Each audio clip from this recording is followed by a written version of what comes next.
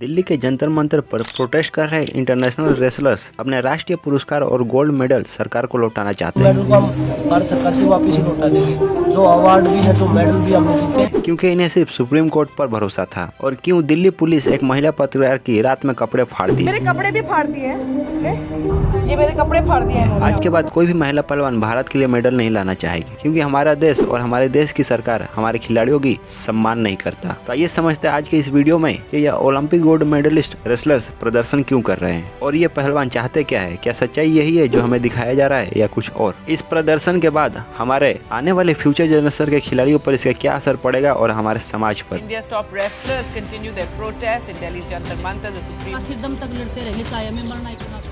यह सब शुरू हुआ जनवरी 2023 में, जब लखनऊ में नेशनल लेवल पर एक रेसलिंग कैंप का ऑर्गेनाइजेशन हुआ था, जहां ब्रिजभूषण शरण सिंह ने कुछ 5-6 महिला रेसलर्स को सेक्सुअली असोल्ट किया था। फिर इस घटना को इन युवा रेसलर्स ने विनेश फोगाट को बताया, जो कि खुद एक इंटरनेशनल रेसलर है। और पहली बार यह प्रोटेस्ट 18 जनवरी को दिल्ली के जंतर मंतर पर शुरू हुआ। लेकिन उस समय हमारे sports minister Anurag Thakur, Olympic association के चीफ पीटी उषा ने रेसलर्स को अश्योरेंस दिया था कि इस मामले पर 4 हफ्तों के अंदर कार्रवाई होगी। जिसके बाद पहलवानों ने यह प्रोटेस्ट बंद कर दिया था। लेकिन ब्रिजभूषण शरण सिंह ने कहा कि यह सारे आरोप बेबुनियाद है। तो सवाल आता है कि यह ब्रिजभूषण शरण सिंह कौन है, जिसके खिलाफ अब तक कोई कार्रवाई नहीं की गई। तो ब्रिजभूषण सिंह मध्य प्रदेश के गोंडा से 6 बार बीजेपी की तरफ से एमपी बन चुका है और इस पर अब तक कई अटेम्प्ट टू मर्डर और टाड़ा जैसे आरोप भी लग चुके हैं। और ब्रिजभूषण शरण सिंह ललन टॉप के इंटरव्यू में खुद एक मर्डर का कन्फेशन किया था। मेरे जीवन में मेरे हाथ से एक हत्या हुई है। और 2007 से लेकर अब तक रेसलिंग फेडरेशन ऑफ इंडिया के अध्यक्ष बनते आ रहा है, लेकिन अब तक इसके खिलाफ कोई भी कार्रवाई नहीं हुई थी। आइए समझते इसके दूसरे पहलू को। जनवरी से अब तक कोई भी कार्रवाई न होने के कारण यह रेसलर्स यह प्रोटेस्ट 23 अप्रैल को दोबारा शुरू किया। इस प्रोटेस्ट में आप सभी ने किसी भी युवा रेसलर्स को प्रोटेस्ट करते हुए नहीं देखा होगा, जिसका एक सिंपल सा कारण है ब्रिजभूषण सिंह का हिस्ट्री और मोदी सरकार के कानून। और जब 2021 में रेसलिंग फेडरेशन ऑफ इंडिया ने 2 रूल चेंज किए। पहला, कोटा रूल हटा दिया, जिसके कारण विनेश फोगाट, बजरंग पुनिया और साक्षी मलिक जैसे पहलवान जो ओलंपिक खेल चुके हैं, जिन्हें फर्क पड़ता है, क्योंकि इस रूल के कारण इन्हें ओलंपिक में अब डायरेक्ट एंट्री नहीं मिलेगी। अब नॉर्मल रेसलर्स की तरह इन्हें भी ओलंपिक में जाने से पहले ट्रायल्स देने होंगे। दूसरा रूल, WFI ने यह अमेंडमेंट लाया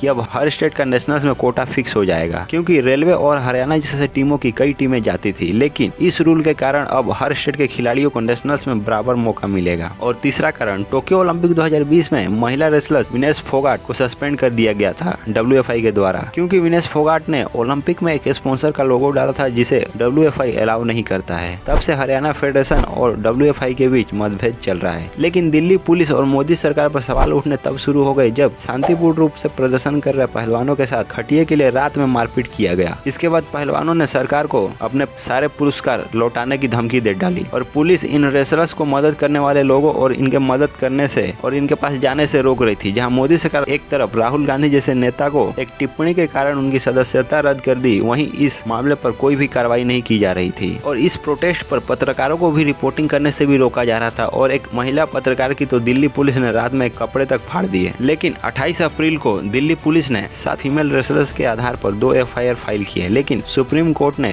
FIR फाइल होने के बाद सुनवाई रोक दी और कहा कि आगे की सुनवाई हाई कोर्ट में होगी। तो सवाल उठने शुरू हो गए कि इस रेसलर्स प्रोटेस्ट की सच्चाई कुछ और है या यही। फिर प्रोटेस्ट के 15 दिन होने के बाद रेसलर्स ने सरकार को अल्टीमेटम दिया कि अगर 21 मई तक ब्रिजभूषण शरण सिंह अरेस्ट नहीं हुआ तो ये लोग बड़े कदम उठाएंगे। और इस प्रोटेस्ट में अब खा पंचायत भी समर्थन करने आ गई है। तो इस प्रोटेस्ट से सरकार जनता का भरोसा कायम नहीं रख पाई और सवाल उठने शुरू हो गए। और आप सभी कमेंट कर जरूर बताइएगा कि हमारे यंग प्लेयर्स को किसी भी स्पोर्ट्स फील्ड में जाना चाहिए या नहीं।